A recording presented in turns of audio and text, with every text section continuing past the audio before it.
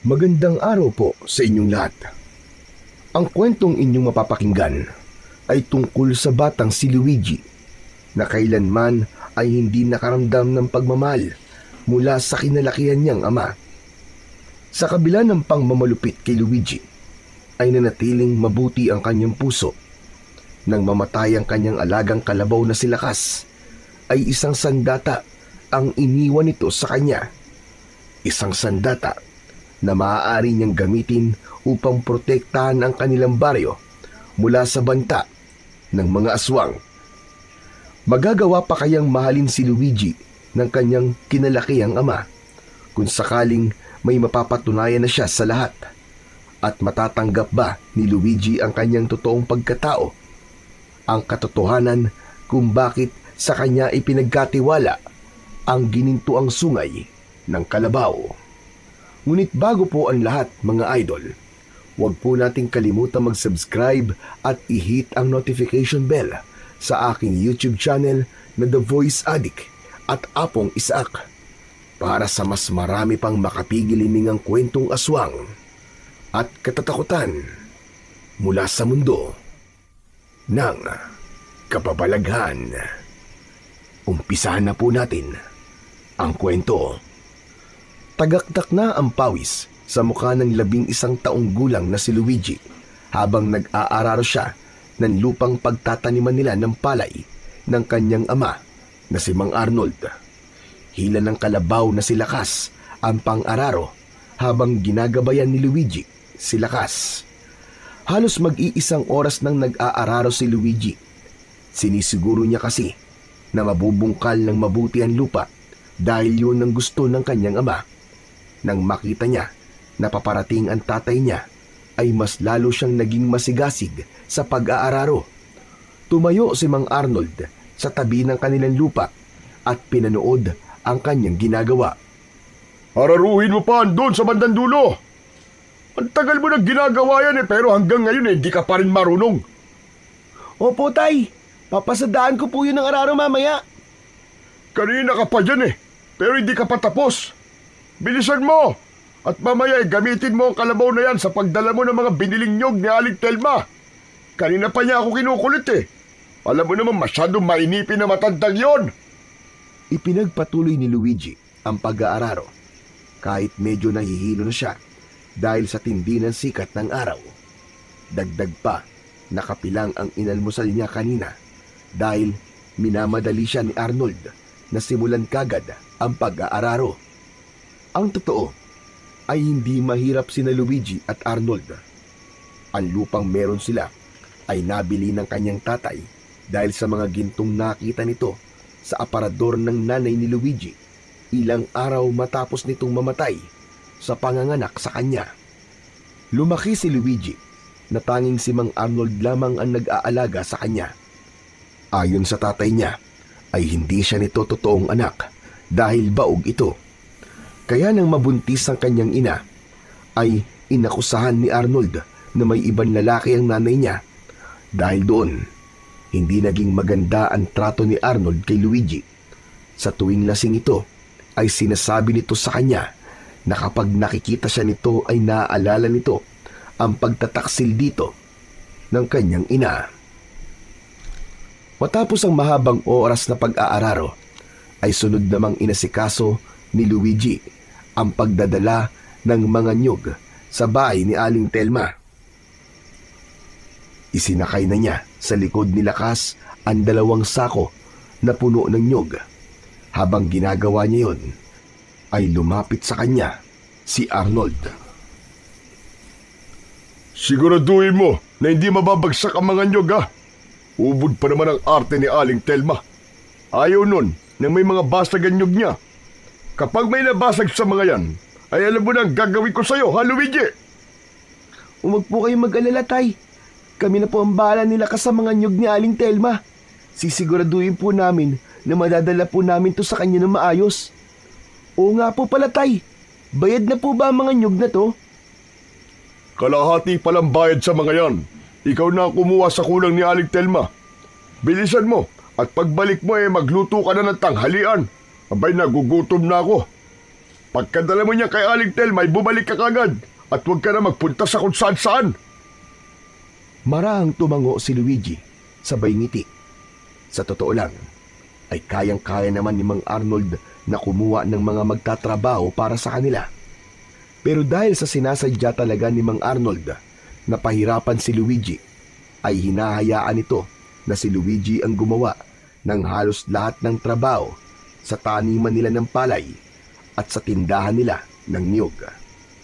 Bago umalis si Luigi, ay hinaplos niya ang ibabaw ng ulo ng kalabaw na si Lakas. Lakas, alam kong pagod ka pa sa pag-aararo natin kanina. Pero huwag kang mag-alala, Lakas. Pagkatapos natin maideliver kay Aling Telma ang mga nyug, ay makakapagpahinga ka na. Ano ba yung kinakausap mo pa yung kalabaw mo na yan? Sige na't lumakad ka na para madala mo na ang mga nyug kay Aling Telma, pambihira. Hindi ka naman maiintindihan ng hayop na yan eh. Pero tayo, iba po si Lakas. Sa tingin ko po ay naiintindihan niya po ang mga sinasabi ko. Minsan nga po, sumusunod po siya sa mga utos ko eh. Matalinong kalabaw po tong si Lakas, tay. Wala akong pakialam kung matalino man ang kalabaw na yan. Dalhin mo na ang mga yan kay Aling Telma at bumalik ka na kagad dito. Sige po, tay. Aalis na po kami ni Lakas.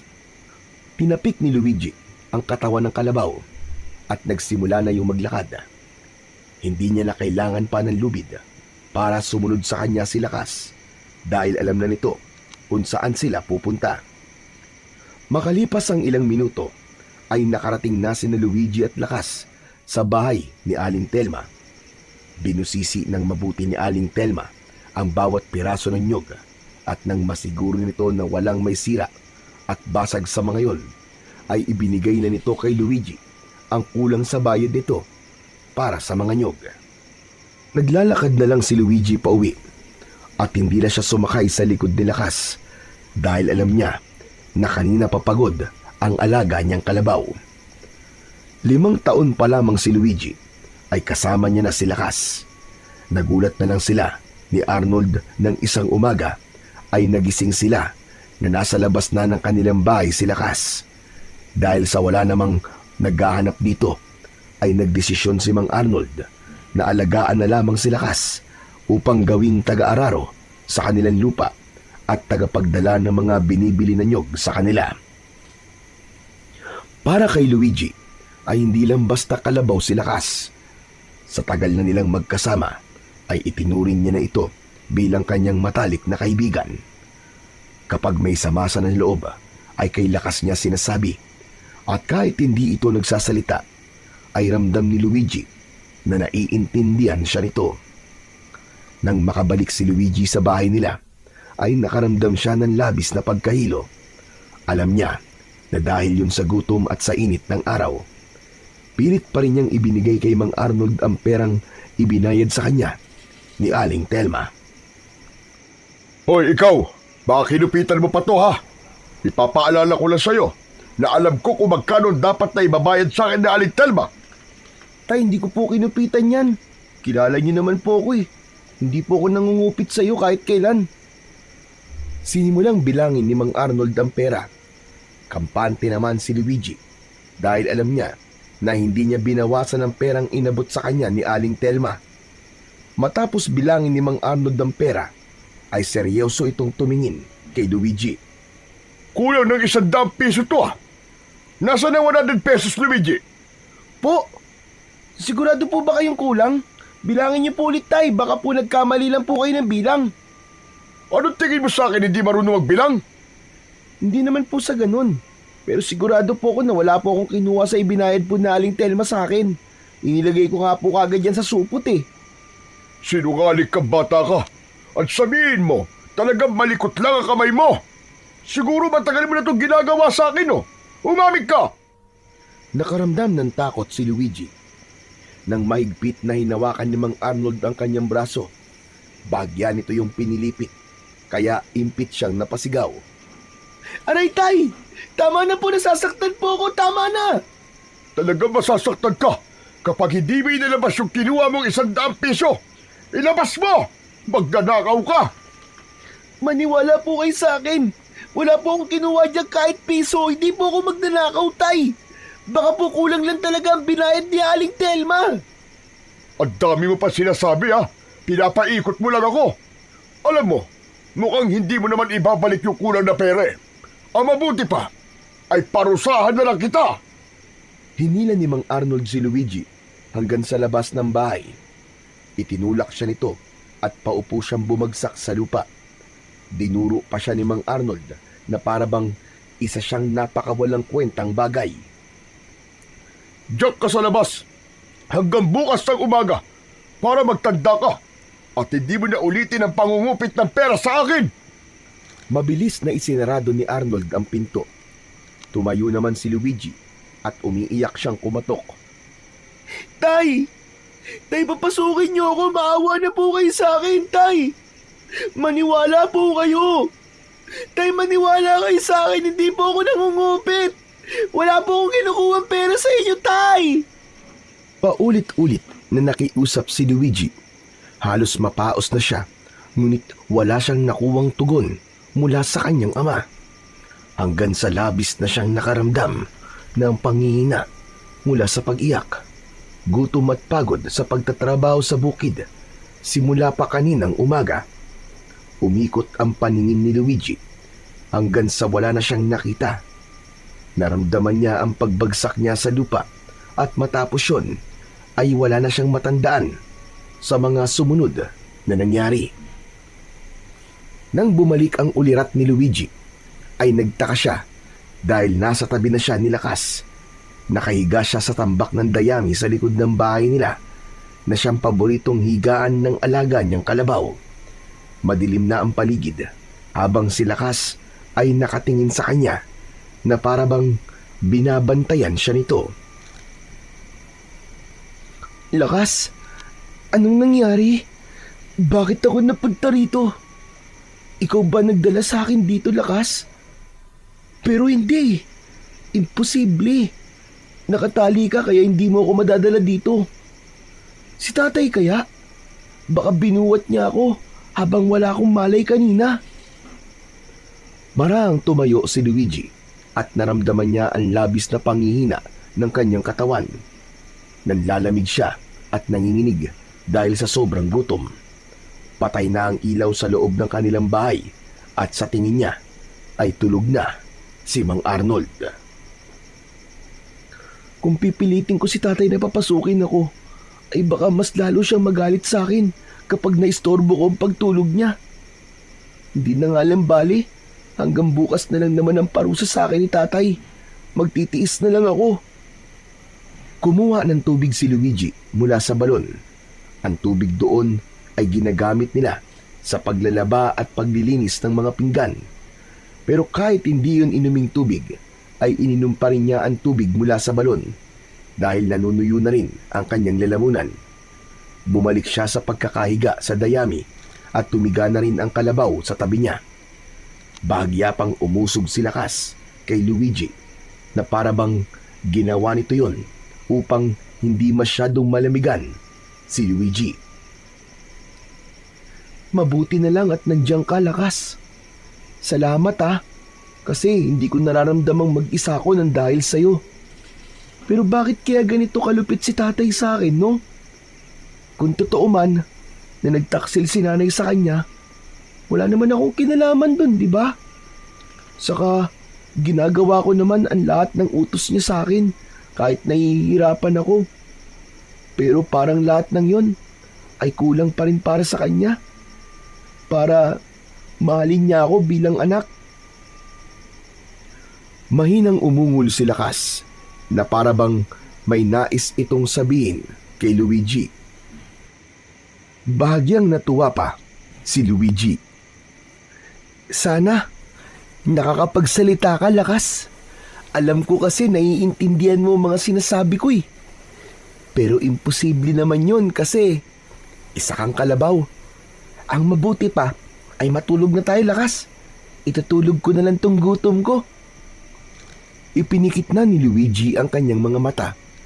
Kahit paano ay hindi siya nilamig dahil ramdam niya ang init ng katawan ni Lakas. Habang nakapikit ay ipinagdasal niya na sana ay dumating pa ang araw Namamahalin siya ni Mang Arnold, gaya ng pagmamahal niya para dito. Sa kabila kasi ng hindi magandang pagtrato sa kanya ni Mang Arnold, ay hindi niya kayang magtanim ng sama ng loob dito. Para sa kanya, ay ito pa rin ang tatay niya, kaya nararapat lamang na igalang niya ito sa kabila ng pagpapahirap nito sa kanya. Ngunit agad ding bumukas ang mata ni Luigi nang may marinig siyang kaluskos sa kung saan. Bigla siyang kinabahan dahil sa dahilan na hindi niya alam. Nang tumayo siya, ay tumayo rin si Lakas. Lakas, narinig mo ba yun? Parang may tao sa paligid, di ba? Muling narinig ni Luigi ang kaluskos at nasiguro niya na mula yun sa masukal na bahagi sa likod ng kanilang bahay. Na alerto siya at hindi niya inalis ang mata sa pinanggagalingan ng tunog. Sino yan? May tao ba dyan?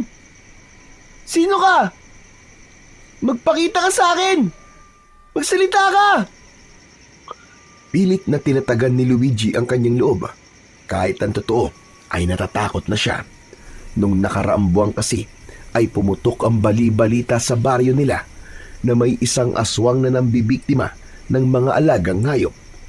May ilan sa kanila na natagpuang patay na ang alagang manok, baboy at kalabaw. Simula noon ay naging maugong na ang usap-usapan na aswang ang may kagagawan ng mga yun. Hanggang sa isang nakakatakot na nilalang ang lumabas mula sa madilim na kasukalan.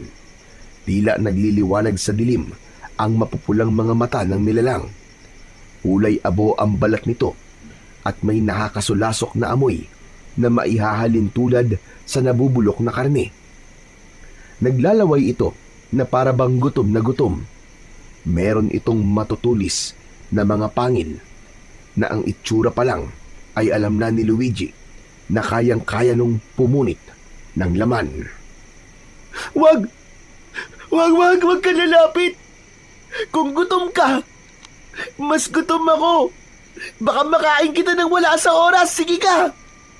Patuloy na pinatatag ni Luigi ang kanyang sarili. Umangil ang nilalang na sigurado si Luigi na isang aswang. Napaatras si Luigi hanggang sa naramdaman niya sa kanyang likod si Lakas. Patuloy ang aswang sa paglapit kay Luigi. Maingat ang bawat takbang nito na para bang sinisiguro nito kung lalaban ba siya o hindi. Nang akmang tatakbo na ang aswang palapit kay Luigi, ay mabilis na nagpunta si Lakas sa unahan niya. Umungol ito na para bang galit na galit ito. Paulit-ulit nitong ipinadyak ang paa nito sa unahan. Tila natakot ang aswang kay Lakas at bigla yung tumakbo pabalik sa kasukalan. Hindi makapaniwala si Luigi sa nangyari. Tinignan niya ang kalabaw at mahigpit niya itong niyakap. Ang galing mo, Lakas! Paano mo nagawa yun? Paano mo naitabo yung aswang? Lakas, maraming salamat ha. Iniligtas mo ang buhay ko. Akala ko talaga magiging hapunan na ako ng aswang na yun eh. Nang gabing yun, ay mas napatunayan ni Luigi ang pagmamahal ni Lakas sa kanya. Sa kabila ng pagiging kalabaw nito, ay hindi ito nabigong iparamdam sa kanya ang pagbabalik ng pag-aalaga at pagmamahal na ibinibigay niya rito. Ngunit higit sa lahat, masaya si Luigi dahil ligtas siya at hindi siya nagawang saktan ng aswang na muntik ng kumitil sa buhay niya.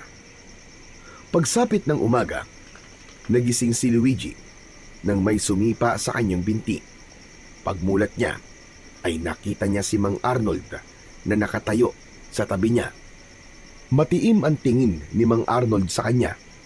Tumayo si Luigi at isang mahabang pagikab ang pinakawalan niya.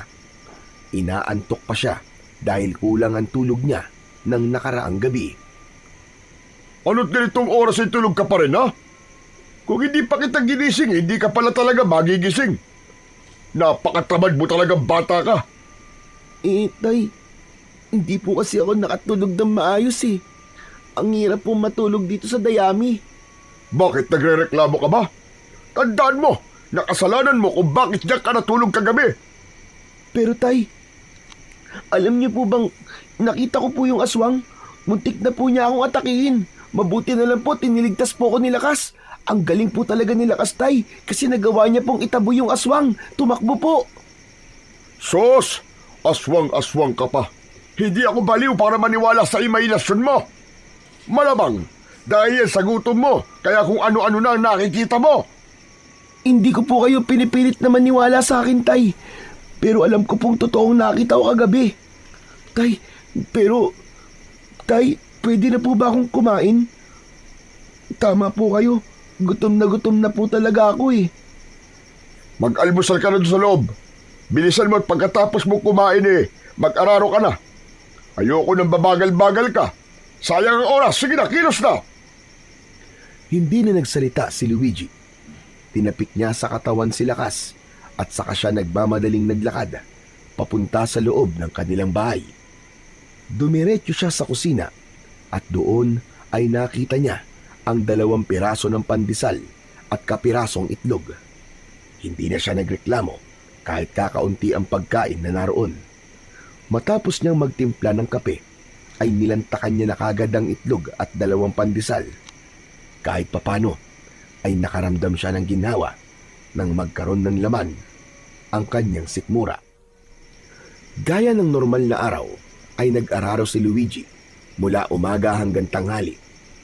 Para naman kahit paano ay malibang, ay kinausap niya ang alaga niyang kalabaw na si Lakas.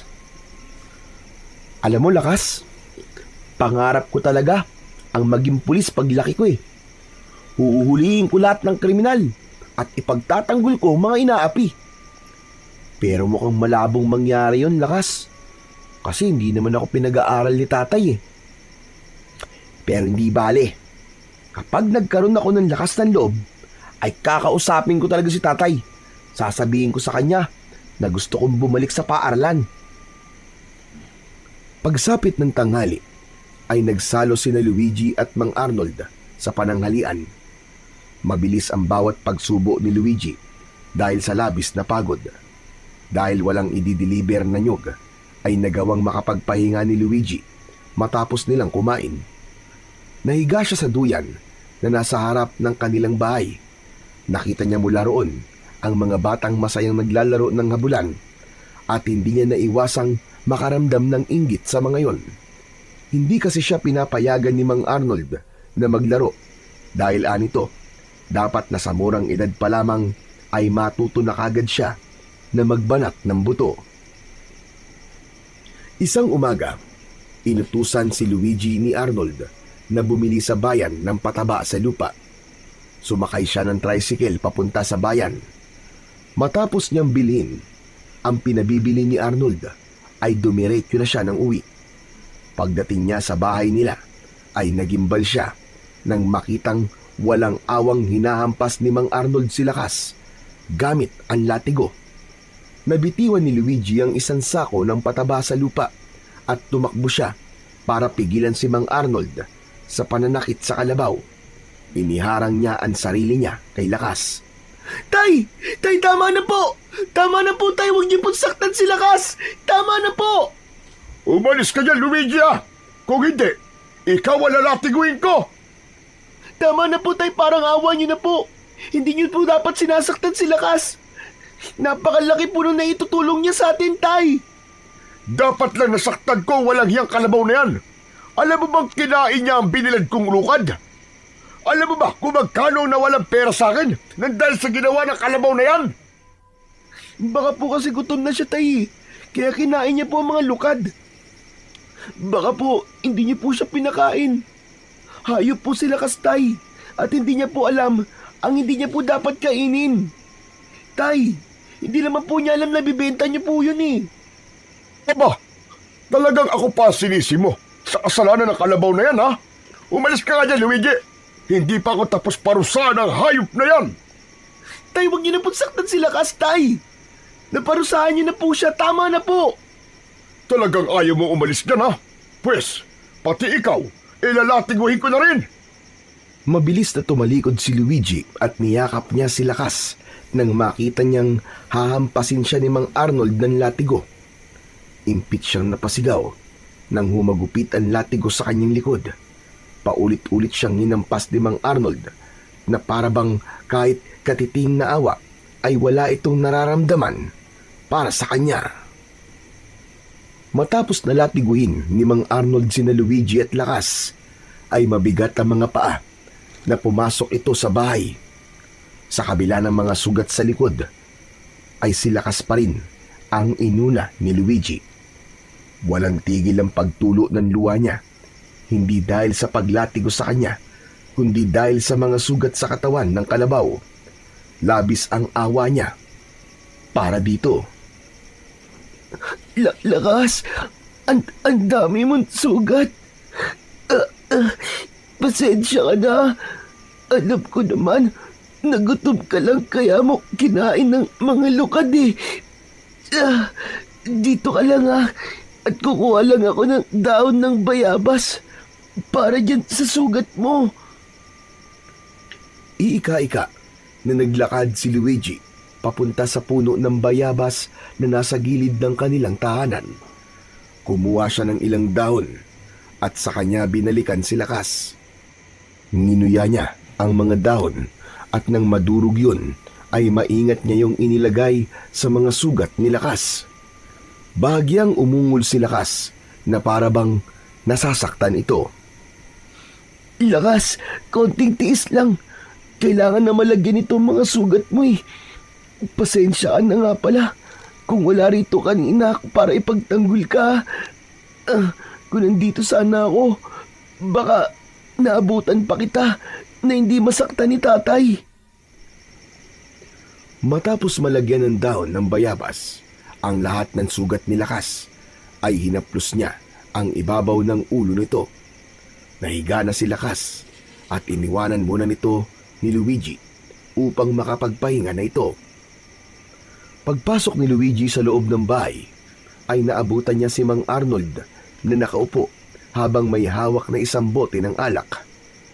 Takot si Luigi nang tinigdan siya nito ng matalim. Nakayuko siyang naglakad papunta sa banyo, ngunit nang dumaan siya sa harapan ni Mang Arnold, ay bigla nitong ibinato ang bote ng hawak nito sa dingding. Nabasag yun at tumapon sa sahig ang alak at ang mga bubog. Alam mo, buwisit ka talaga eh. Kapag nakikita kita, palagi kong naaalala ang pagtataksil ng walang yamong nanay sa akin.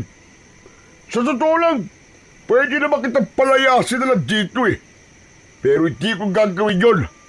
Dahil ang gusto ko ay pahirapan ka habang buhay. Tay, bakit niyo po ba ako pinapahirapan? Kung totoo man po na nagtaksil si nanay sa inyo, wala naman po akong kinalaman doon. Wala ka ng kinalaman doon. Pero ikaw ang bunga ng kalantian niya. Ibinigay ko sa kanya lahat. Pinagsilbihan ko siya, pero ganun lang ang ginawa niya. Napakawalang kwenta ng nanay mo. Makati pa sa gabi. Nakapagsisisi na siya pa ang pinakasalan ko. Pero ayos lang. Kung hindi dahil sa mga gintong iniwanan niya, ay hindi ako makakabili ng lupa at hindi ko may papagawa itong bahay. Pero kulang pa ang lahat ng ito pambayad sa kasalanan niya sa akin. Kaya ikaw, Luigi, ikaw ang dapat na magbayad ng ginawa ng nanay mo sa akin. Habang buhay kang magiging alipin sa pamamahay ko. Tanda mo yan! Naisa nang sagutin ni Luigi si Mang Arnold sa mga sinabi nito, pero mas pinili niyang manahimik na lamang. Lasing ang tatay niya at baka kapag sinagot pa niya ito ay hindi nito yun magustuhan at paniguradong masasaktan na naman siya. Sa mga sumunod na araw ay napansin ni Luigi na nanghihina si Lakas. Mabagal na ang paggalaw nito, lalo na kapag nag-aaralo sila. Hindi man nagsasalita si Lakas, ay ramdam ni Luigi ang labis na panghihina ng alaga niyang kalabaw. May kutob siya na dahil yun sa pananakit ni Mang Arnold. Sariwa pa rin kasi ang mga sugat ni Lakas at sa tingin ni Luigi ay nagkaroon yun ng impeksyon. Isang umaga, habang nag-aararo, ay nabahala si Luigi dahil napaluhod na si Lakas. Lakas! Lakas! Magpahinga ka na muna. Kahit ako na lang siguro muna ang mag-aararo. Kakayanin ko naman eh. Kahit wala akong gamit na kalabaw. Tinapik ni Luigi ang katawan ni Lakas at tumayo ito. Magkasabay silang naglakad patungo sa ilalim ng isang puno upang doon magpahinga. Ngunit hindi pa man sila nakakarating sa puno ay dumating na kagad si Mang Arnold. Kumunot ang noo nito pagkakita kina Luigi at Lakas. Hoy, hoy, hoy, Luigi! Ano ginagawa mo, ha? Saan mo dadalhin ang kalabaw na yan? Pagpapahingayin ko po muna si Lakas, Tay. Nangihina po kasi siya eh. Pagpapahingayin? Hindi mo ba alam na kailangan matapos ang pag-aararo mo sa lupa ko ngayong araw? Bumalik nga kayo ng alaga mo sa pagtatrabaho! Tay, makinig naman po kayo sa akin kahit ngayon lang po. Hindi na po kaya ni Lakas na mag-araro. Nangihina po siya dahil nilatigo niyo po siya ng isang araw eh. Tignan niyo po, hindi pa din gumagaling po ang mga sugat niya.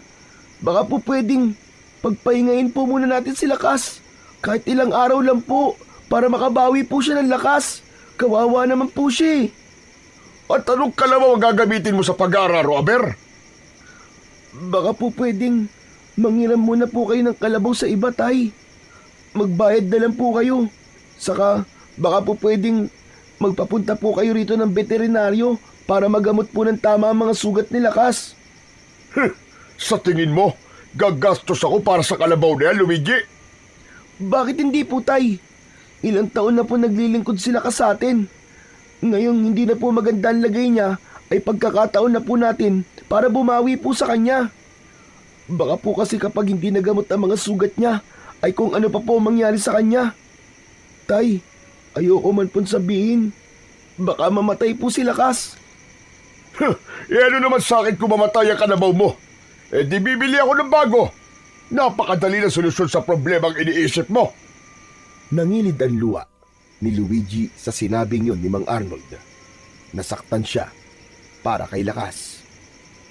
Tay, bakit napakadali po para sa inyo na palitan si Lakas? Napakalaki po ng tulong niya sa atin, lalo na po dito sa taniman ng palay. Kung para po sa inyo ay madali siyang palitan, sa akin po hindi. Kaibigan ko po si Lakas at nasasaktan po ako sa nangyayari sa kanya ngayon.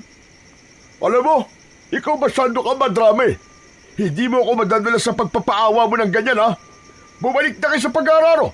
Dahil kapag ako napuno sa'yo, ay lalatiguin ko ulit kayong dalawa ng kalabaw mo. Hala, sige, magtrabaho kayo! Nilukob ng takot si Luigi. Nais niya sanang makapagpahinga muna si Lakas, pero wala siyang nagawa kundi sundin si Mang Arnold upang hindi na nito saktan si Lakas. Nagpatuloy sa pag-aararo sina Luigi at Lakas sa ilalim ng matinding sikat ng araw. Hindi nawala ang pag-aalala ni Luigi para kay Lakas dahil nakikita niya na nahihirapan na itong gumalaw. Alam niya na kung nakakapagsalita lang si Lakas ay sasabihin nito na gusto muna nitong magpahinga. Pero hindi nila magawang makapagpahinga dahil pinapanood sila ni Mang Arnold. Nakatayo ito sa ilalim ng puno habang may hawak na latigo. Lakas, huwag kang mag-alala. Konting oras na lang matatapos na tayo. Makakapagpahinga ka na. Konting tiis na lang ha. Papainimin talaga kita ng maraming tubig mamaya. Matapos yung sabihin ni Luigi, ay nagimbal siya nang biglang natumba si Lakas.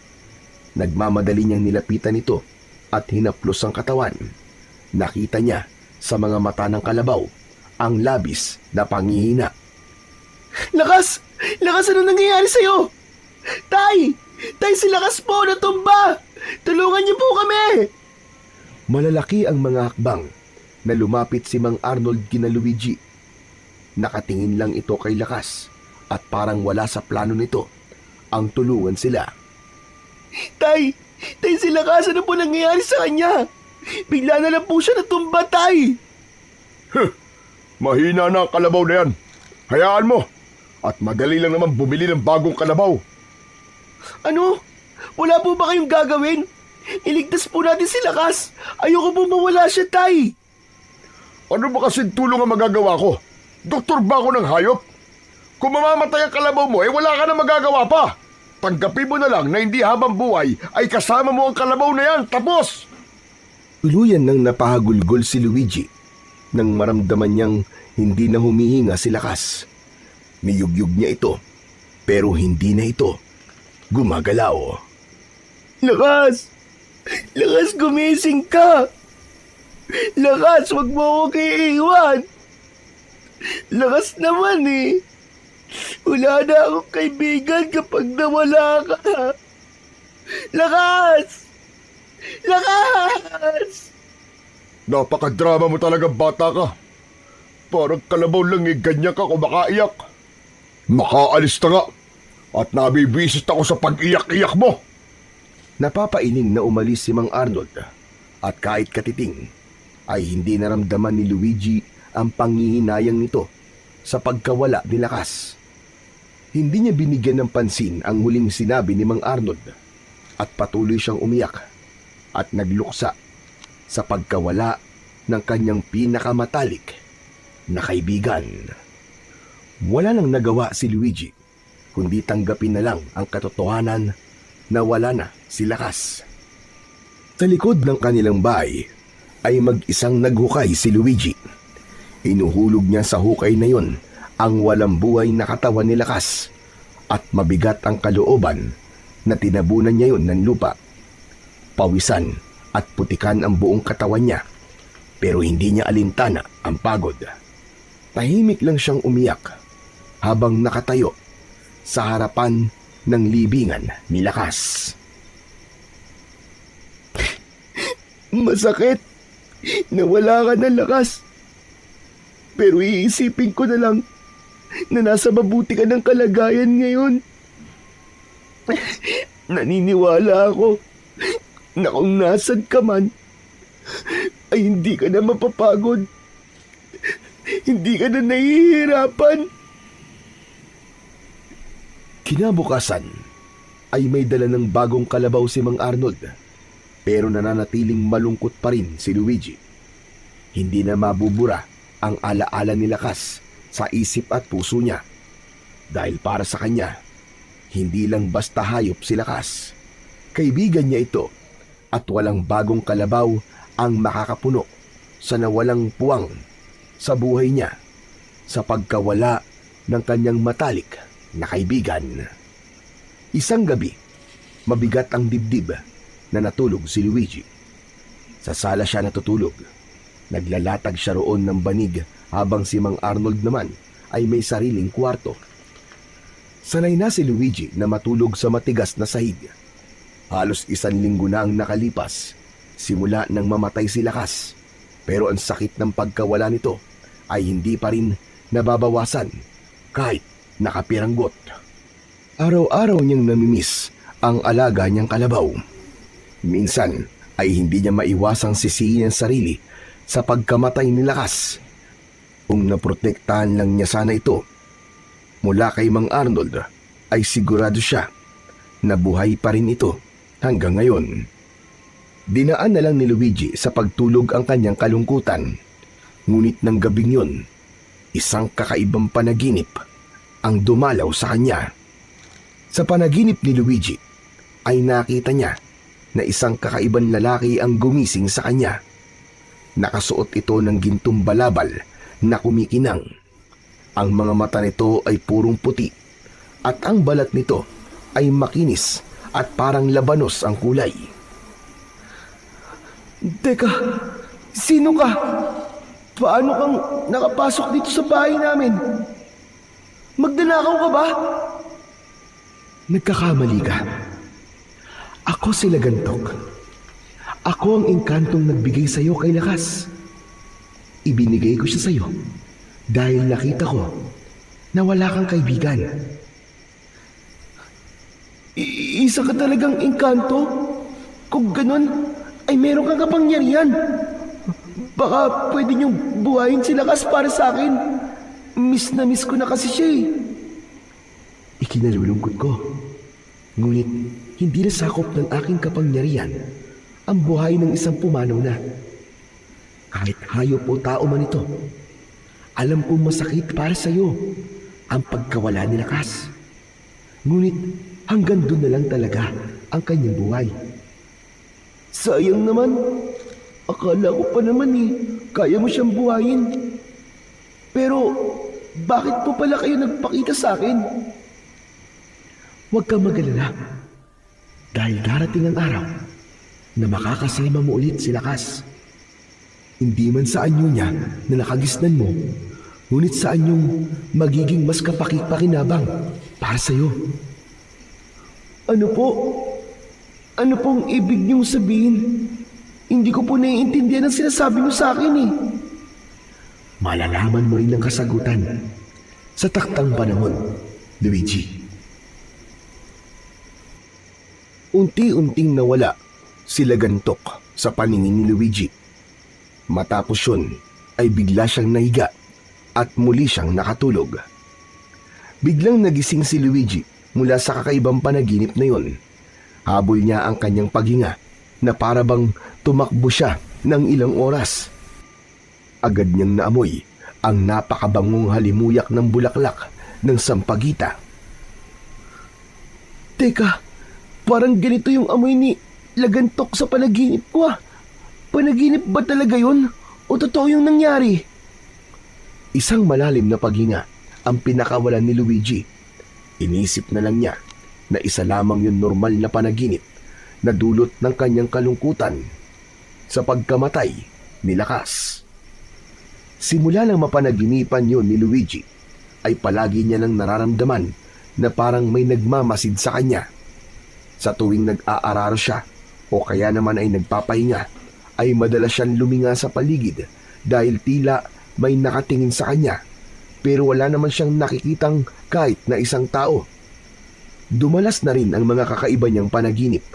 May isang beses na napanaginipan niyang hinuhukay niya ang libingan ni Lakas at hindi niya alam kung bakit siya nananaginip ng ganun. Bukod sa kakaibang pangyayaring yun, ay may isa pang bagay ang nagbigay ng pangamba kay Luigi. Yun ay ng isang bangkay ng lalaki ang natagpuan sa gitna ng palayan. Kalunos-lunos ang itsura ng bangkay. Wakwak ang tiyan nito at nakalabas ang lamang loob. Bukod doon ay puno ng kalmot at kagat ang buong katawan nito na parabang inatake ito ng isang napakabangis na hayop. Dahil sa takot ay hindi naiwasan ni Luigi na banggitin ang bagay na yon kay Mang Arnold habang sila ay naghahapunan. Tay, nabalitaan niyo na po ba yung nakitang bangkay ng lalaki sa taniman ng palay malapit po dun sa paanan ng bundok? Kilala ko yun. Si Kulas. Siga yun dito at maraming kaaway. Malamang itinumba yun ng isa sa mga kaaway niya. O baka naman pinagtulungan pa. Mabuti nga yun para mabawasan ang mga walang kwentang tao sa lugar na ito. Pero tay, ang sabi po kasi ng mga tao, aswang daw po may gawa nun eh. Parang totoo po sinasabi nila kasi parang aswang lang po kayang pumatay ng ganong kabrutal. Grabe po kasi nangyari sa kanya, tay. Talagang nakakaawa po. Anong aswang-aswang ang sinasabi mo? Walang aswang. Hindi totoo mga aswang. Totoo po ang aswang, tay. Ako po mismo nakita ko na po yung aswang. Yung kinikwento ko po sa inyo dati, tay. Yung gabi po na sa labas niyo po ako pinatulog. Masyado ka talagang bida-bida. Ano gusto mo palabasin? Na sinungaling ako, ganon? Hindi naman po sa ganun, tay. Naisip ko lang po na baka kailangan po nating maging mas maingat simula po ngayon. Baka po kasi bigla na lang pong pumasok po dito sa bahay natin yung aswang eh. Kung totoo ba yung aswang na yan at pumasok siya rito, hindi siya uubra sa akin. Nandiyan ang itak ko. Palagi yung bagong hasa. Subukan lang niyang pumasok dito at talagang tatantarin ko siya ng pinong-pino at gagawin ko sa bopis. Saka pwede ba? Ayokong pinag-uusapan ng aswang-aswang na yan. Ay nako, kumain ka na nga lang. Ang dami pa sinasabi. Puro naman walang kwenta. Tumahimik na si Luigi at ipinagpatuloy na lang niya ang kanyang pagkain. Ngunit sa loob-loob niya ay hindi pa rin nawala ang takot na baka isang gabi ay sila na ang sunod na magiging biktima ng aswang sa kanilang baryo. Sa mga sumunod na araw ay mas lalong binalot ng takot at pangamba ang buong baryo ni Luigi dahil may dalawa pang sunod na natagpo ang bangkay. Isang dalaga at isang matandang lalaki. Lumakas ang kutob ng mga tao na tunay nga na may aswang na gumagala sa baryo tuwing gabi. Lahat ay nagkaroon ng kanya-kanyang paraan ng pag-iingat. May mga hindi na lumalabas kapag madilim na at may ilan na nagsasaboy ng asin sa paligid ng kanilang bahay. Pinaigting din ng kanilang kapitan ang seguridad sa buong baryo. May ilang mga tanod na inatasan na magronda mula alas 8 ng gabi hanggang madaling araw. Isang gabi, habang naglalatag si Luigi ng banig sa sala, ay nakita niyang lumabas ng banyo ang bagong paligo na si Arnold. Tay, hindi po ba tayo magsasaboy ng asin sa labas ng bahay natin? At ano naman pumasok niya sa utak mo? At gusto mo magsaboy ng asin sa labas? Ang sabi po kasi ng mga tao, Tay, pangontra daw po yun sa mga aswang eh. Marami na nga pong gumagawa nun po dito sa baryo natin. Kaya nga po, ang bilis maubos ng asin ngayon sa palengke. Hindi ako magsasayang ng asin para sa mga aswang na yan. Pero Tay, para naman po yun sa kaligtasan natin eh. Natatakot lang po ako kasi baka bigla na lang po tayong pasukin ng aswang dito. Mabuti na po yung meron po tayong proteksyon kahit papano, Tay. Wala naman po mawawala kung gagawin din po natin yun eh. Hindi ba sabi ko sa iyo ayokong pinag-uusapan ng tungkol sa aswang-aswang na yan? Hindi ka ba talaga marunong makaintindi, ha, Luigi? Sana po ako naman po ang intindihin nyo, Tay. Gusto ko lang po na makasiguro na ligtas tayo. Ayoko po may mangyaring masama sa atin dalawa, Tay. Tumiim ang bagang ni Mang Arnold.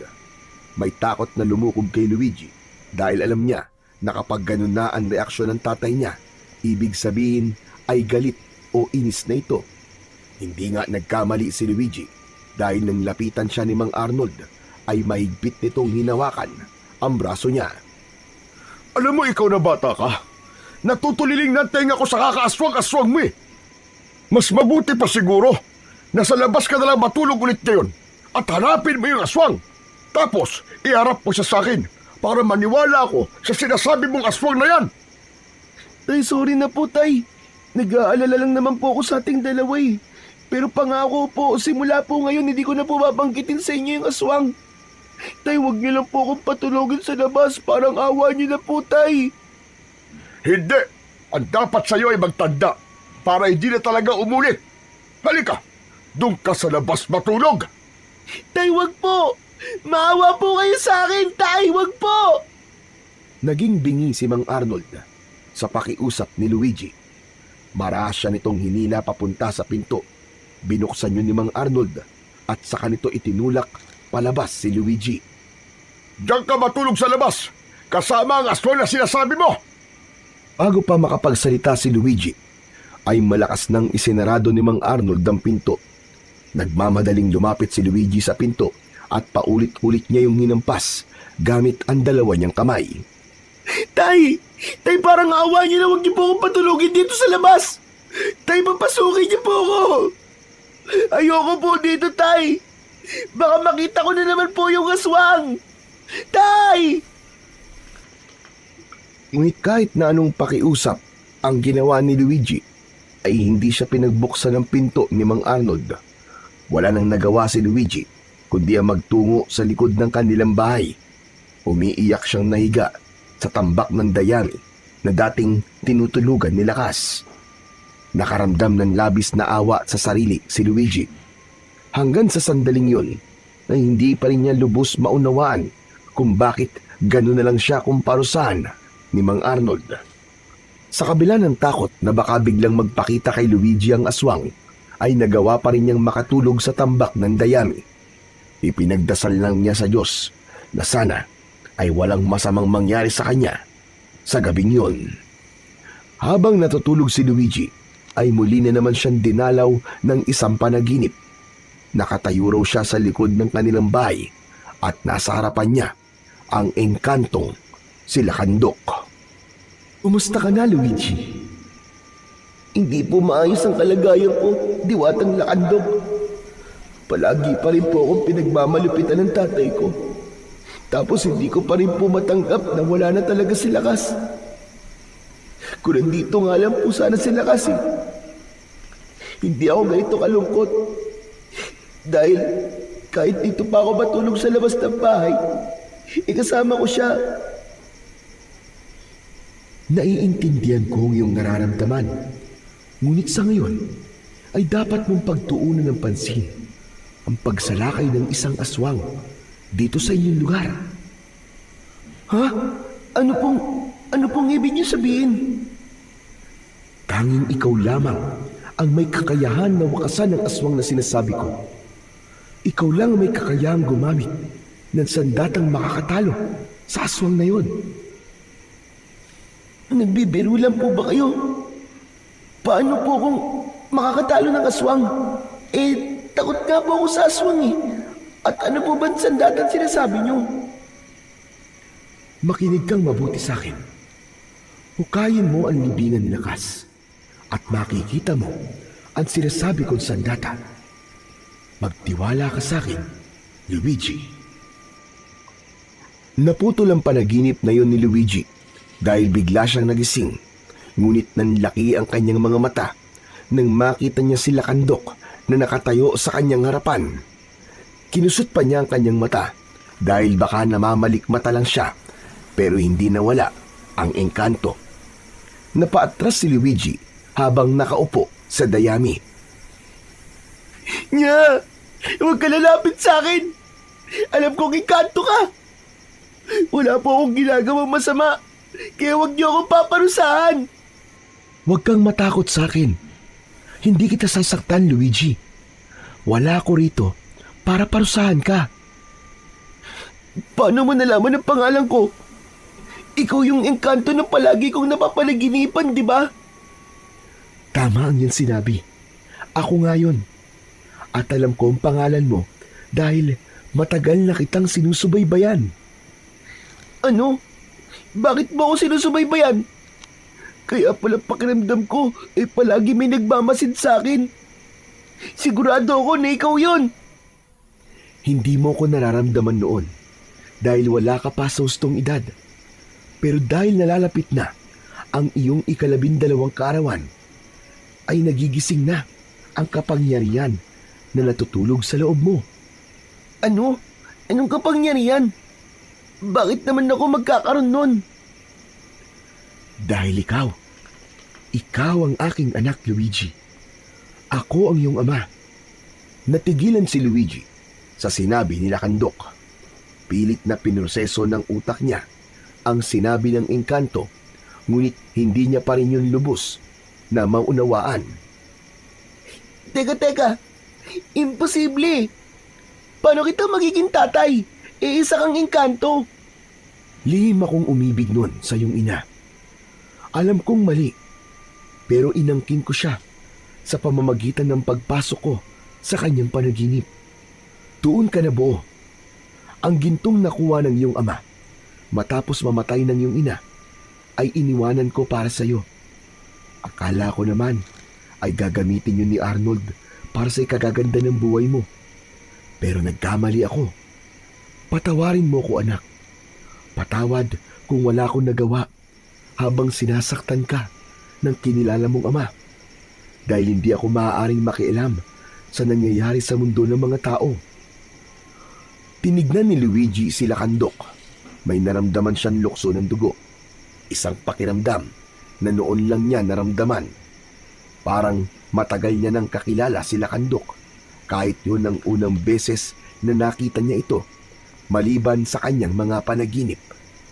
Marahan siyang tumayo at nang tumulo ang kanyang mga luwa, ay tumakbo siya papunta kay Lakandok at mahigpit niya itong niyakap. Tay! Ikaw nga ang totoong tatay. Wala po akong pakialam kahit na engkanto ka pa. ikaw pa rin po ang isa sa dahilan kung bakit ako nabubuhay ngayon. Na anak, ikinalulugod ko ang iyong pagtanggap sa akin bilang iyong ama. Ibig po ba sabihin ay isasama niyo na po ako sa mundo niyo? Tay, ayoko na po rito. Puro na lang po paghihirap ang nararanasan ko eh. Darating din tayo sa bagay na yan, anak. Ngunit sa ngayon, ay hindi ka pa maaaring sumama sa akin sapagkat hindi pa nagigising ang pagiging engkanto sa iyong dugo. Sa paparating mong kaarawan, kapag 12 taon ka na, ay saka ka lang maaaring sumama sa akin. Ngunit sa ngayon, kailangan mo munang iligtas ang inyong baryo mula sa mga aswang na umaatake rito. Pero, paano ko po gagawin yun? Wala po akong kasanayan sa pakikipaglaban eh. Nakalimutan mo na ba ang sandatang sinabi ko sa iyo kanina? Yung po bang nasa libingan po nila Kas? Pero tay, parang binastos ko na po ang libingan nila Kas kapag hinukay ko po yon. Si Lakas ay hindi isang pangkaraniwang kalabaw. Siya ay dinala ko sa iyo, hindi lang para maging kaibigan mo, kundi upang maging bantay mo rin. Si Lakas ang daan upang mapasakamay mo ang sandatang tanging ikaw lang ang maaaring gumamit dahil ito ay nakalaan para sa iyo bago ka pa ipanganak. Magtiwala ka lang sa akin, Luigi. Hukayin mo ang libingan ni Lakas at matatagpuan mo ang sandatang magagamit mo para palayain ang inyong baryo mula sa takot sa mga aswang. Maraang ipinatong nila Kandok ang kamay nito sa balikat ni Luigi. Naramdaman ni Luigi ang init ng kamay nito.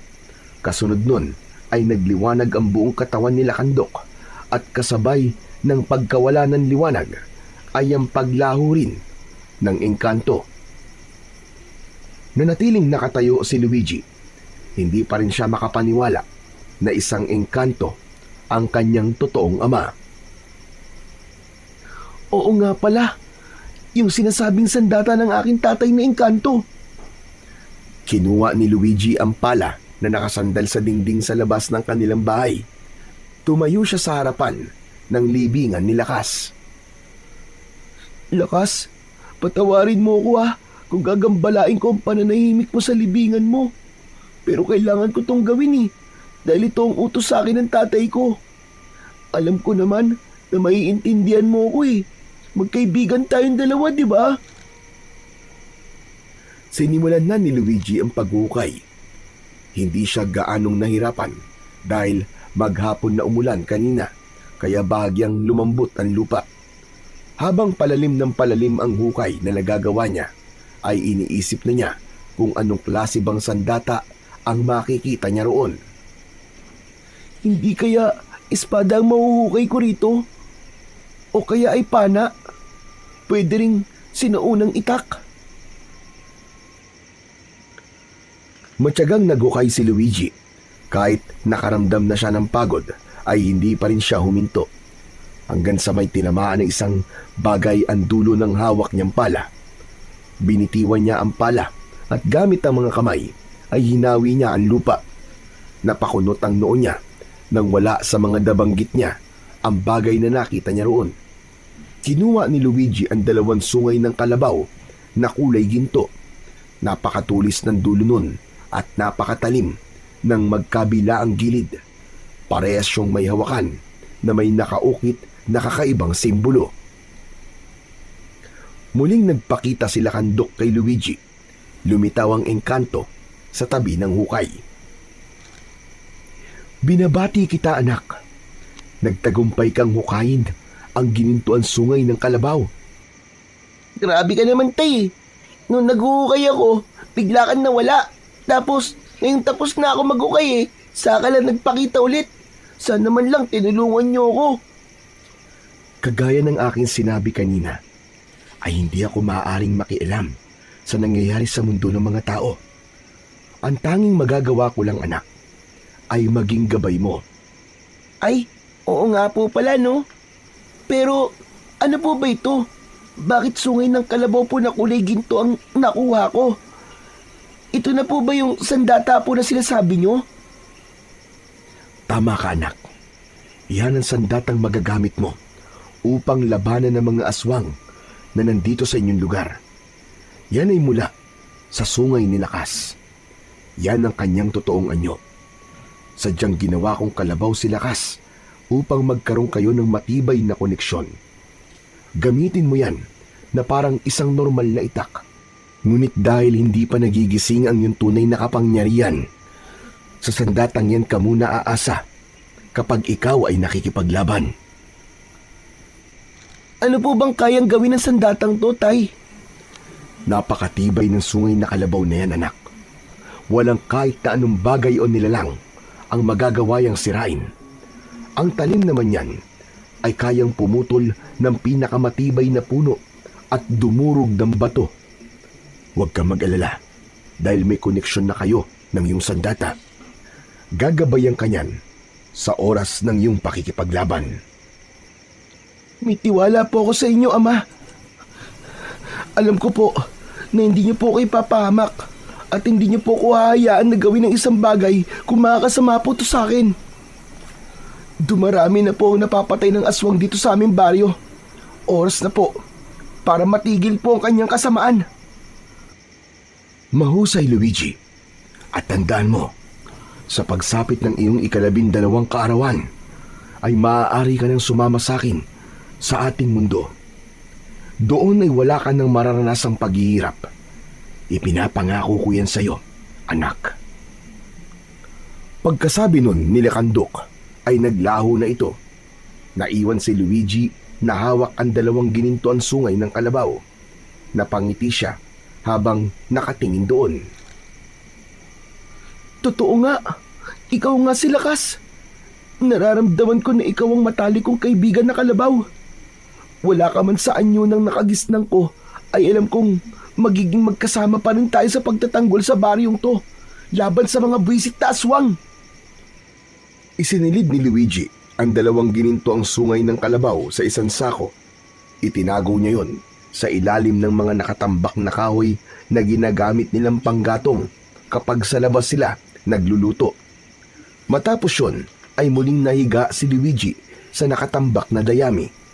Payapa siyang natulog dahil hindi lamang ang bagay na makakatalo sa aswang ang nahanap niya ng gabing yon, kundi maging ang katotohanan kung sino ang tunay niyang ama. Nang mga sumunod na gabi, ay nilakasan ni Luigi ang kanyang pakiramdam sa nangyayari sa paligid. Kapag mahihiga na siya para matulog, ay kinukuha niya ang sako kung saan nakalagay ang kanyang sandata at inilalagay niya yon sa kanyang tabi. Yun ay upang kapag kailanganin niya yon, ay madali niya yung makukuha. Ngunit isang umaga, muling nabulabog ang baryo ni na Luigi nang matagpo ang walang buhay ang matandang babae na kapitbahay ni na Luigi. Pinatay ang matanda sa loob mismo ng bahay nito. Dahil doon ay mas tumindi ang takot ng mga tao sa aswang dahil nalaman nila na may kakayahan pala itong pumasok sa bahay ng kahit na sino. Isang gabi, nagising si Luigi. Kinuha niya ang sako na naglalaman ng mga ginintuang sungay ng kalabaw at lumabas siya ng bahay. Pakiramdam niya ay may tumatawag sa kanya kaya nagtungo siya sa likod ng bahay nila. Doon ay nakita niya ang kanyang ama na si Lakandok na naghihintay sa kanya. Masayang lumapit si Luigi sa tatay niyang Engkanto at niyakap niya ito ng mahigpit. Tay, namiss po kita. Ilang araw din po kayong hindi nagpakita sa akin Huwag kang mag-alala, Luigi, anak.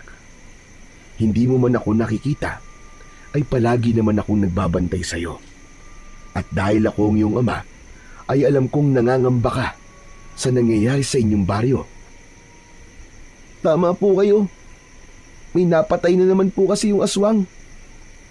Tapos, kahit nasa akin po ang sandatang to, ay hindi ko pa rin po nagawan tulungan yung huling biktima ng aswang. Ano po ba dapat kong gawin, Tay? Tandaan mo, na ang kalaban mong aswang ay hindi kusan lalapit sa iyo, anak. Dapat ay kumilos ka upang siya ay hanapin at paslangin. Ano pong ibig niyong sabihin?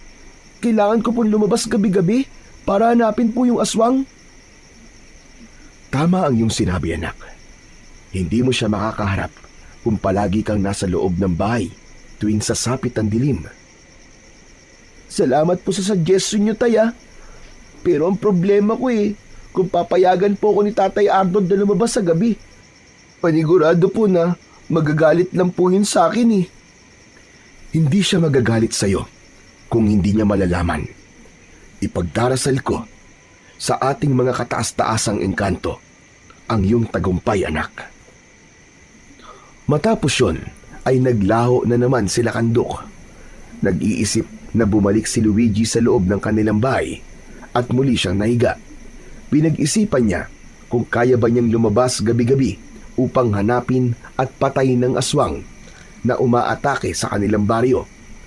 Sa kabila ng pangamba, ay gabi-gabi pa rin lumabas si Luigi upang hanapin ang aswang. Siniguro niya na mahimbing nang natutulog si Mang Arnold bago siya lumabas upang hindi nito malaman ang kanyang ginagawa. Napansin ni Luigi na sa tuwing hawak niya sa magkabilaan niyang mga kamay ang mga ginintuang sungay ng kalabaw, ay may kakaibang tapang ang bumabalot sa kanya. Napagtanto niyang totoo ang sinabi ni Kandok na hindi lang yun basta sandata, kundi yun din ang magiging gabay niya. Isang gabi, sa paglabas ni Luigi ay naglakad-lakad siya sa madilim na bahagi ng kanilang baryo. Umasa siya na makakaharap na niya ang aswang, ngunit bigo siya. Bumalik siya sa bahagi ng baryo kung saan naroon ang mga kabahayan.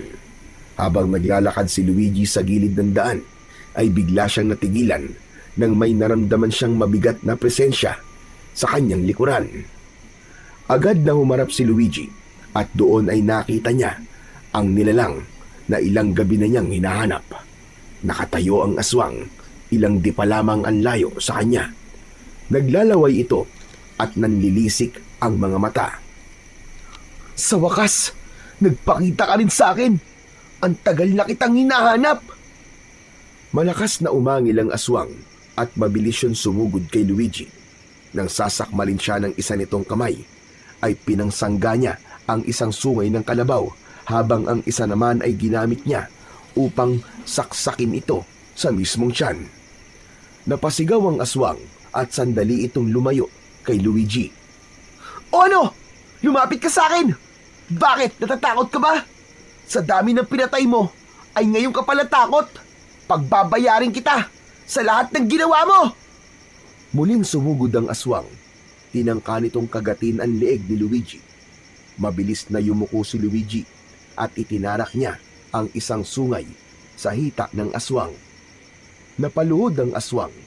Malakas niya tong sinipa sa muka at nang mapahiga ang aswang sa lupa, ay agad niyang itinarak ng sabay ang dalawang sungay sa dibdib ng aswang.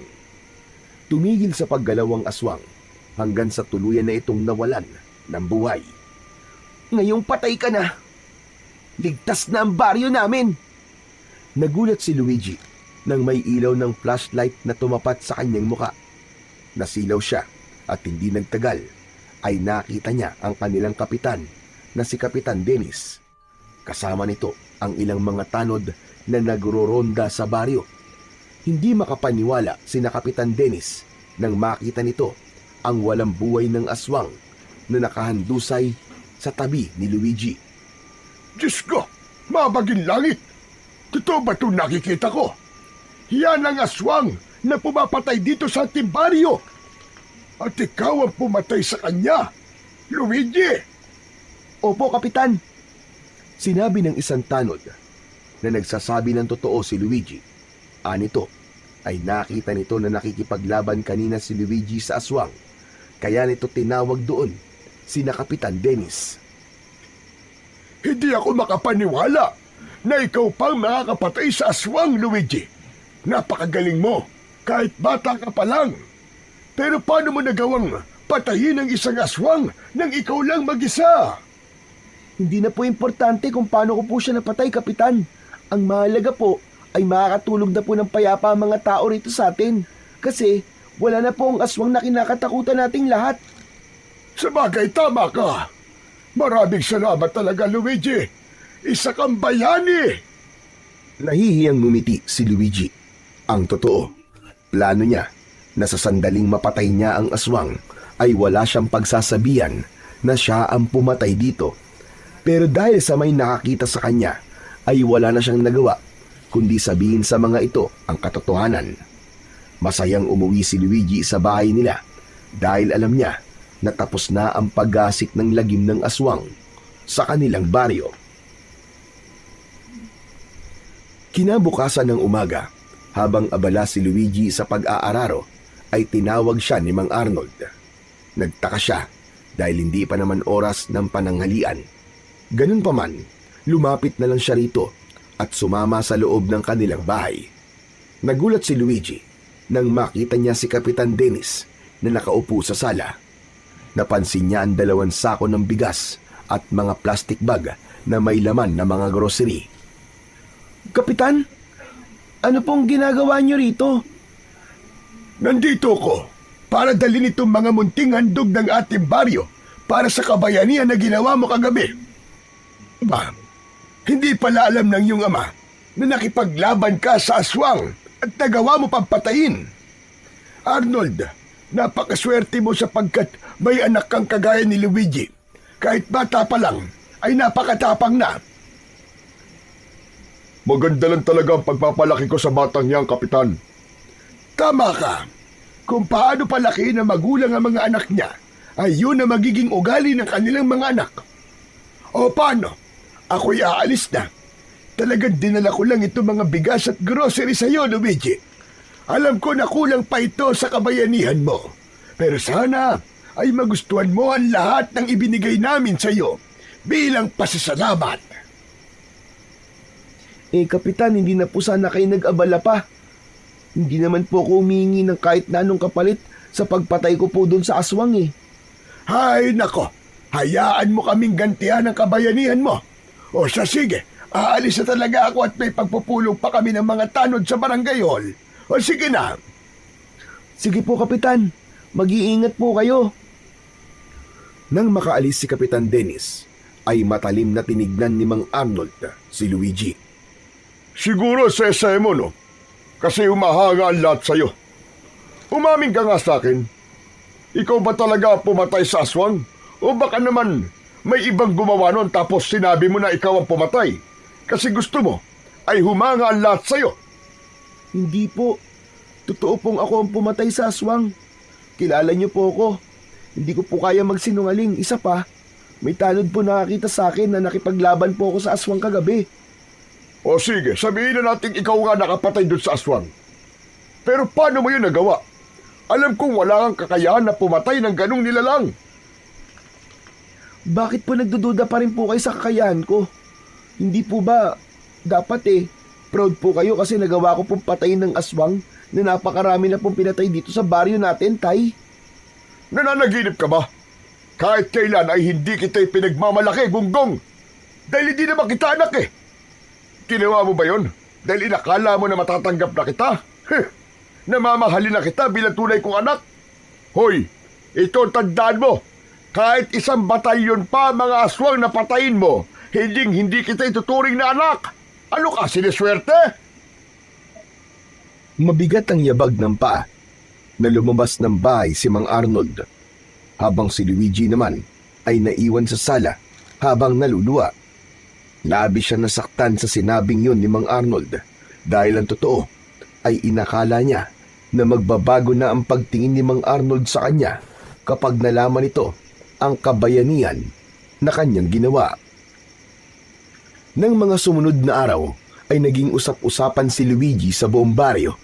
Lahat ay humanga sa kanyang katapangan at hindi makapaniwala ang mga ito na may isang batang lumaban sa aswang at nagligtas sa lahat. Puro papuri ang natatanggap ni Luigi mula sa mga tao. Pero sa gitna ng lahat ng papuri ay nanatili ang bigat sa dibdib ni Luigi dahil ang kaisa-isang tao na gusto sana niyang ipagmalaki siya ay walang reaksyon at tila duda pa sa kanyang kakayahan. Mas magiging masaya sana si Luigi kung mararamdaman niya na ipinagmamalaki din siya ni Mang Arnold, ngunit ang bagay na yon ay tila hanggang pangarap na lamang. Ang buong akala ni Luigi ay tupos na ang dilubyo sa kanilang baryo. Hanggang isang umaga, nagtungo si Kapitan Dennis sa kanilang bahay at kinausap siya. Agad na naramdaman ni Luigi na hindi maganda ang sasabihin ng kanilang kapitan dahil baka sa mukha nito ang takot at pag-aalala. Kapitan, ano po ang dahilan na tandito po kayo? May problema po ba? Meron, Luigi. Isang malaking problema. May panibagong aswang ang umatake kagabi. Ang nakakalungkot pa nito ay isang buong pamilya ang pinatay niya. Sa tingin ko ay mas malakas ang aswang na ito kumpara sa unang aswang na sumalakay dito sa atin. Kaya ako nandito ay para hingi ng tulong mo, Luigi.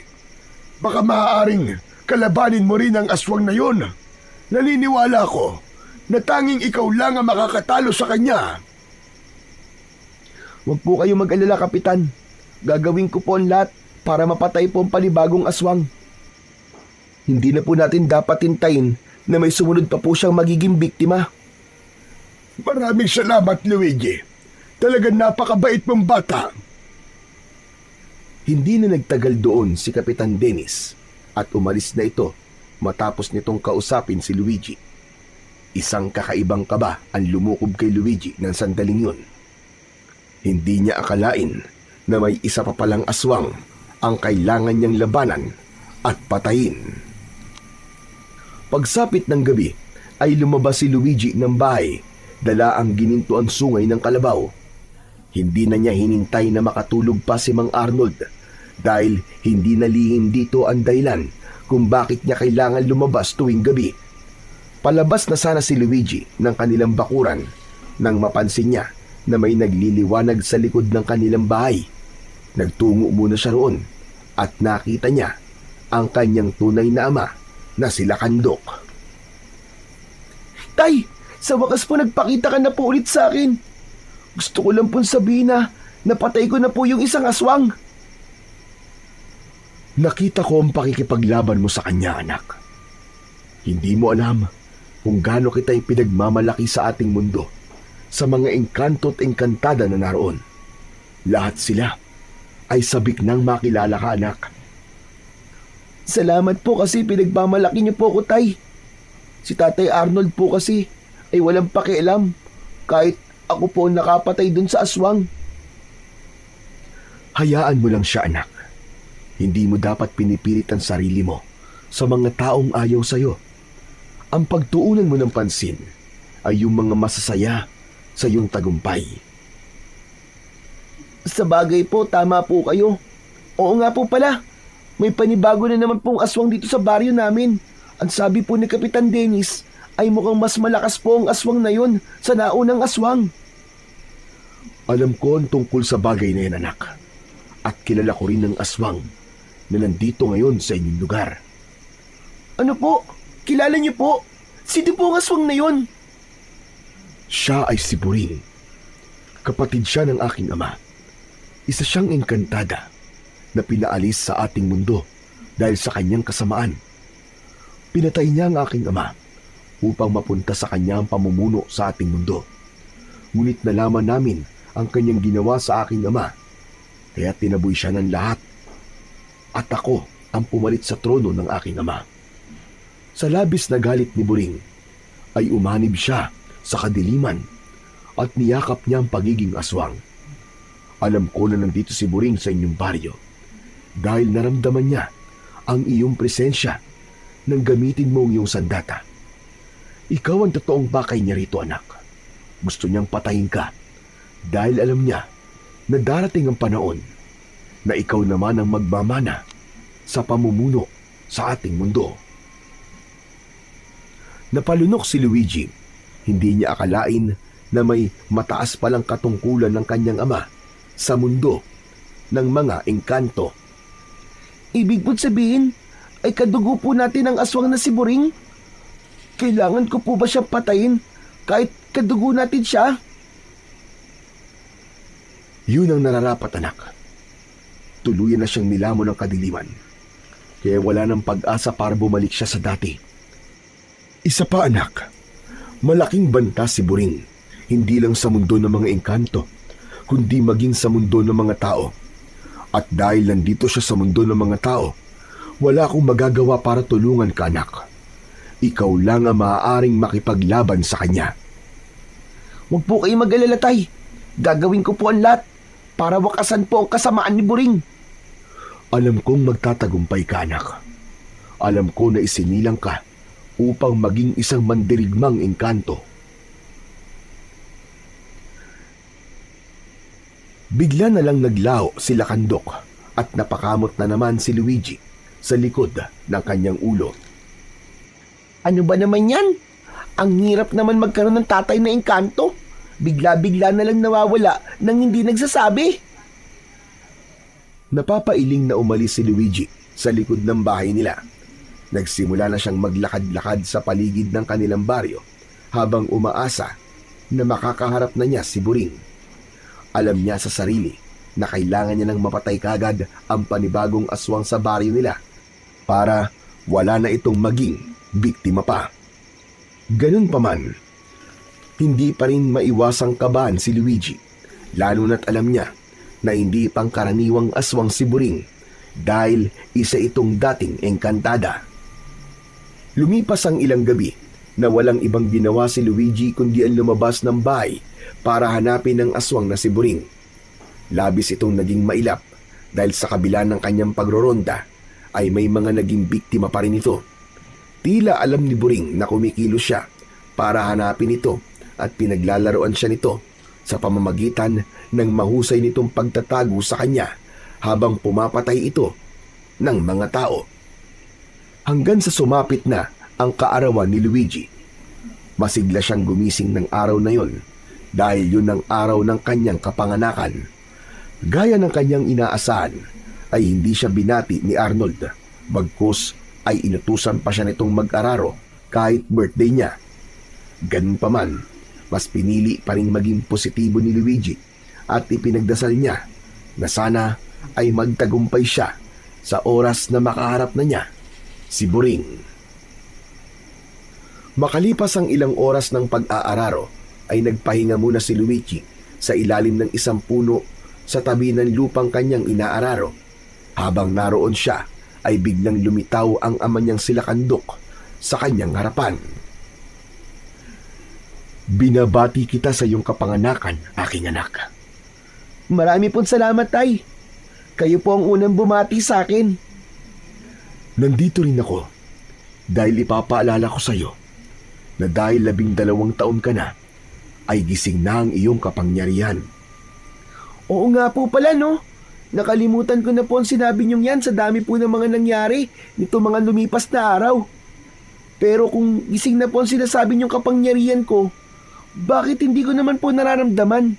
Bakit parang normal pa rin po ang katawan ko? Ang kapangyarihan mo ay lalabas kapag kinakailangan, anak.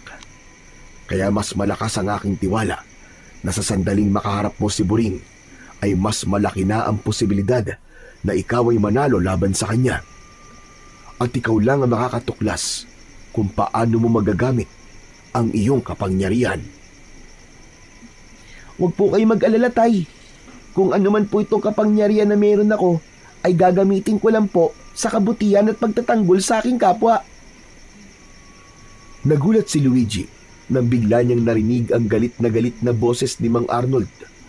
Lumapit ito sa kanya at binatukan siya. Hoy Luigi! Sinabi ko ba na pwede ka na magpahinga? Saka bakit parang nagsasalita ka dyan na wala ka na makausap? Nababaliw ka na ba, ha?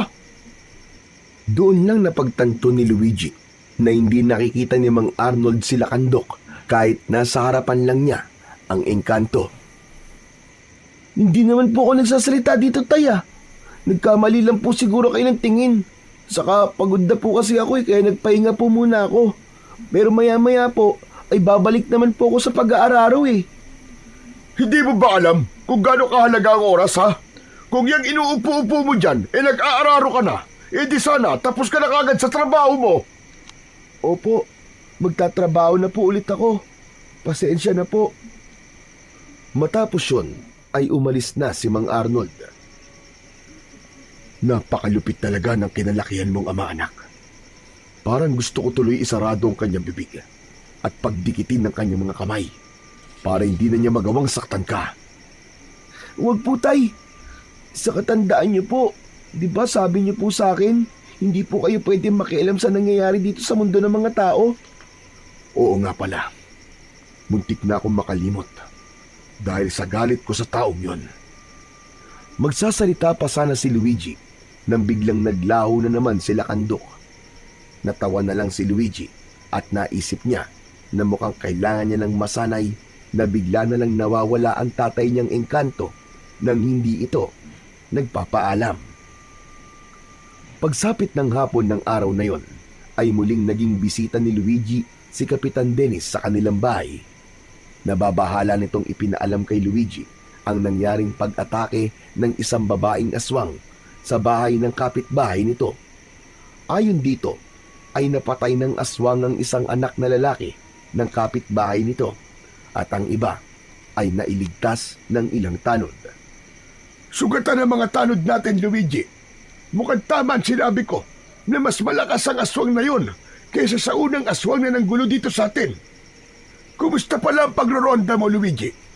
Nagkaharap na ba kayo ng aswang? Hindi pa po, Kapitan eh. Pakiramdam ko po talagang umiiwas po siya sa akin. Parang sobrang ilap niya po. Pero wag po kayong mag-alala. Sa oras po na pagkaharap kaming dalawa, ay sisiguraduhin ko po na mapapatay ko po siya. Biglang sumingit si Mang Arnold sa pag-uusap ni na Luigi at Kapitan Dennis. Tila kanina pa ito nakikinig sa kanila. Aba, teka. Parang ang yabang naman yata ng dating ng sinabi mo, ha, Luigi? Sigurado ka bang mapapatay mo kagad ang aswang na yon sa unang yung paghaharap? Huwag mo naman sanang pasahin si Kapitan. Nakakahiya kung hindi mo matutupad yung sinabi mo. Arnold, bakit ka ganyan magsalita sa anak mo? Hindi ba dapat palakasin mo ang kanyang loob? Totoo namang yumayabang na si Luigi simula nang mapatay niya yung unang aswang Palibasa, puro papuri ang naririnig niya. Yan tuloy, lumaki na ang ulo. Naririnig mo ba ang mga sinasabi mo, Arnold? Bakit parang gusto mong panghinaan ng loob si Luigi? Bakit parang imbis na ipagpalaki mo siya, ay kung ano-ano pang hindi magagandang bagay ang sinasabi mo? Pasensya ka na, Arnold Pero alam mo ba kung gaano kadelikado ang sinuong ni Luigi para lang mailigtas sa mga tao dito sa baryo natin? At bilang tatay niya, sana ikaw ang kauna-unahang tao na magpapalakas ng loob niya. Napapahiyang yumuko si Mang Arnold. Tila hindi na nito kinaya ang mga sinabi ni Kapitan at lumabas na lamang ito ng bahay. Kapitan, hindi niyo na po sana sinabi yung kay tatay. Hindi, Luigi. Dapat marinig ni Arnold ang mga sinasabi ko. Hindi lingid sa akin kung paano kanya tratuin. At dapat lang na malaman niya na maling-mali ang ginagawa niya sa'yo. Damuhu yan tatay mo. Hindi na nagawang makapagsalita ni Luigi nang dahil sa huling sinabi ni Kapitan Dennis. Sa kauna-unahang pagkakataon ay noon lang niya naramdaman na may ibang tao na nakikita ang kanyang ginagawa. Kaya naman, mas lalong tumibay ang loob ni Luigi na patayin ang aswang na si Boring bilang ganti sa pagkilala na ibinibigay sa kanya ng kanilang baryo at ni Kapitan Dennis. Pagsapit ng gabi, kahit kaarawan ni Luigi, ay hindi pa rin siya tumigil sa pagroronda sa kanilang baryo para hanapin ang aswang na si Boring. Naglakad-lakad siya sa paligid ng kanilang baryo habang dala ang 2 ginintuan sungay ng kalabaw. Sa kanyang paglalakad ay isang matandang babae ang nakita niyang naglalakad patungo sa gubat. Agad na nilapitan ni Luigi ang matanda dahil nag-alala siya para dito, lalo na't Delikado na ang maglakad sa baryo nila ng ganung oras. Lola, saan po kayo pupunta? Alam niyo po bang may aswang po na gumagala sa baryo ng ganitong oras? Alam ko.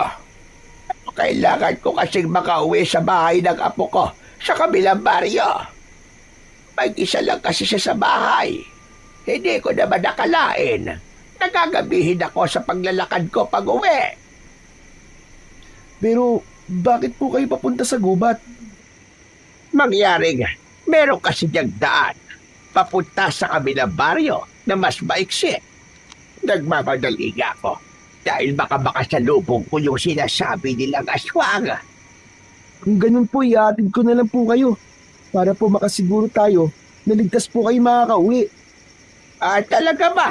Naku, maraming salamat sa iyo, Utoy. Napakabait mo naman. Sandali. Ano ba yung hawak mo? Sungay ba yan ng kalabaw? Opo, sungay nga po ito ng kalabaw. Bakit naman yan kulay dito? Hindi ko po pwedeng sabihin eh. Tara na po para makauwi na po kayo. Inalalayan ni Luigi ang matandang babae hanggang sa makarating sila sa loob ng gubat. Biglang nag-iba ang ihip ng hangin. Naging maalinsangan ng paligid at pakiramdam ni Luigi ay may hindi magandang mangyayari. Tinalasan niya ang kanyang pakiramdam kasabay ng pag-alalay niya sa matanda ay naging malikot ang kanyang mga mata dahil nasa paligid lang nila ang aswang. Bakit parang kinakabahan ka yata? Parang nag-iba po kasi ang pakiramdam ko, Lola. Parang bigla pong bumigat. Ganun ba? Hindi kaya dahil may aswang sa malapit sa atin? Yan nga rin po ang hinala ko. Kaya wag po kayong bibitaw sa braso ko, Lola. Kumapit lang po kayo na maigpit. Gaano kahigpit? Ganito ba?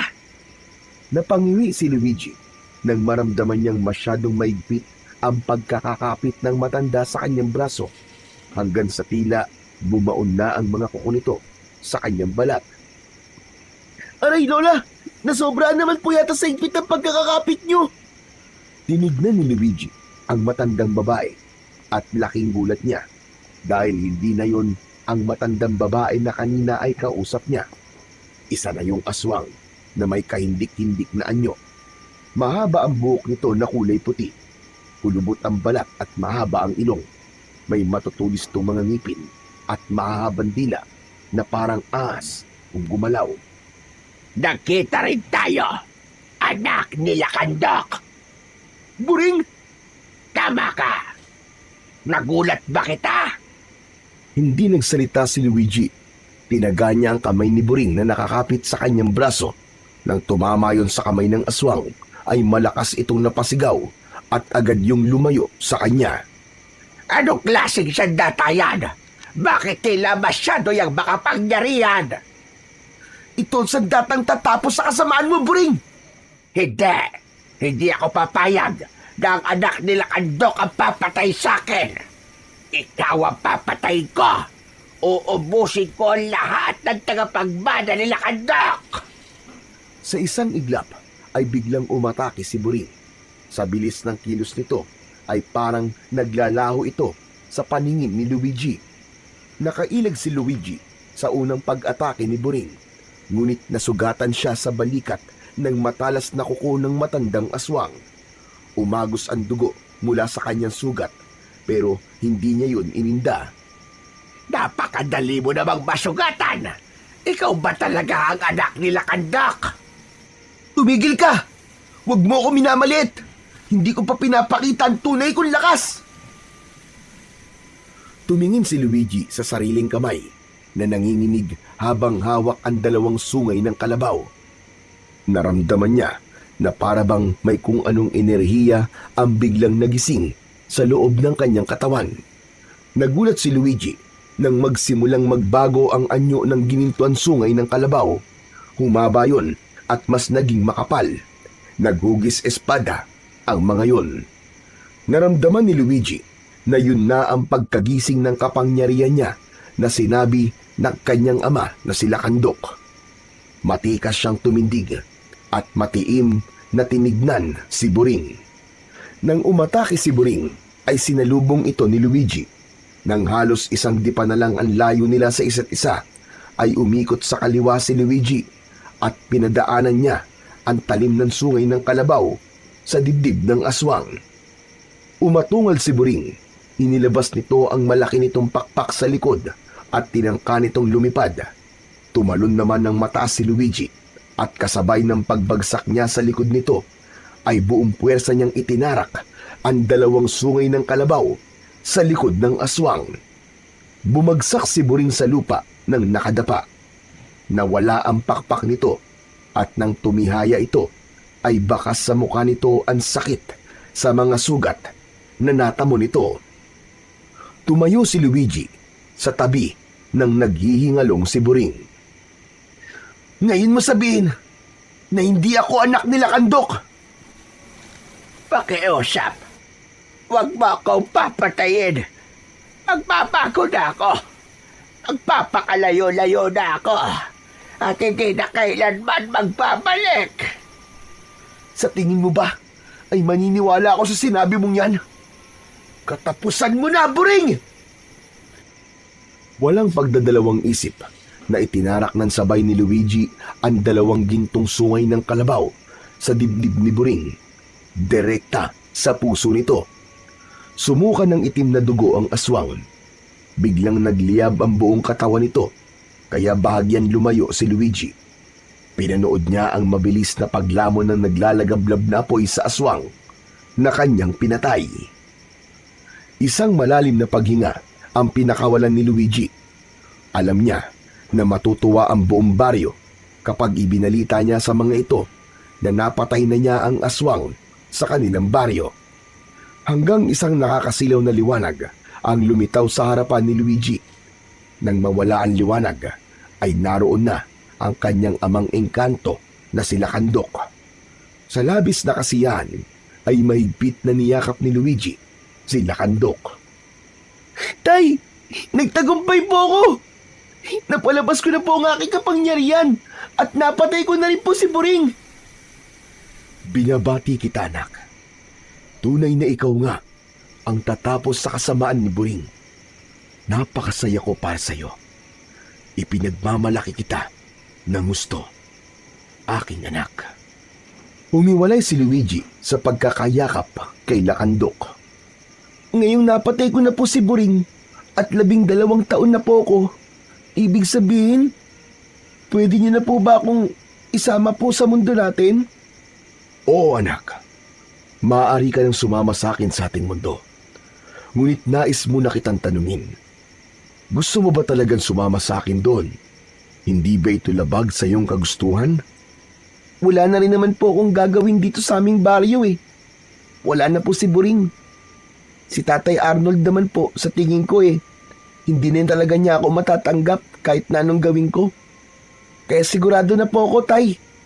Sasama na po ako sa inyo. Kung gayon ay aalis na tayo, magtutungo na tayo sa mundo kung saan tunay kang nararapat. Hindi na po ako makapaghintay. Tara na po. Inilahad nila Kandok ang isa nitong kamay. Nakangiti yung tinanggap ni Luigi. At nang maglapat ang kanilang mga palad, ay naramdaman ni Luigi na tila nahulog siya sa isang napakalalim na balon. Pero hindi takot ang kanyang naramdaman, kundi kasiyahan dahil alam niya na maninirahan na siya sa mundo kung saan tanggap siya at wala siyang paghihirap na mararanasan. Sa pagdating ni Luigi sa mundo ng kanyang ama, ay sinalubong sila roon ng mga engkanto, engkantada at iba pang nilalang ng kalikasan. Isang malaking pagdiriwang ang inihanda para sa kanyang tagumpay. Sa mundong yun ay hindi lamang siya tinanggap ng lahat, kundi pinarangalan din siya bilang isang bayani dahil sa pagtalo niya kay Boring. Lalo pang naging masaya si Luigi nang madiskubre niya na sa mundong yun ay nagiging ang kalabaw na si Lakas ang kanyang sandatang gininto ang sungay ng kalabaw. Sa kabila ng lahat ay hindi nakalimutan ni Luigi ang baryong kanyang pinanggalingan. Paminsan-minsan ay palihim siyang bumibisita roon at labi siyang nasiyahan nang malaman niya na tuluyan ng bumalik ang kapayapaan sa lugar na yon matapos niyang mapatay si Buring. Hindi na rin niya inasam na tatanggapin pa siya ni Mang Arnold bilang anak nito sapagkat natanggap na niyang kahit na anong gawin niya ay habang buhay na isang pagkakamali ang tingin nito sa kanya. Sa halip ay pinili na lang niyang manatili sa mundong tinanggap siya ng buong buo kasama ang kanyang totoong ama, si Lakas, at ang kanyang mga bagong kaibigan.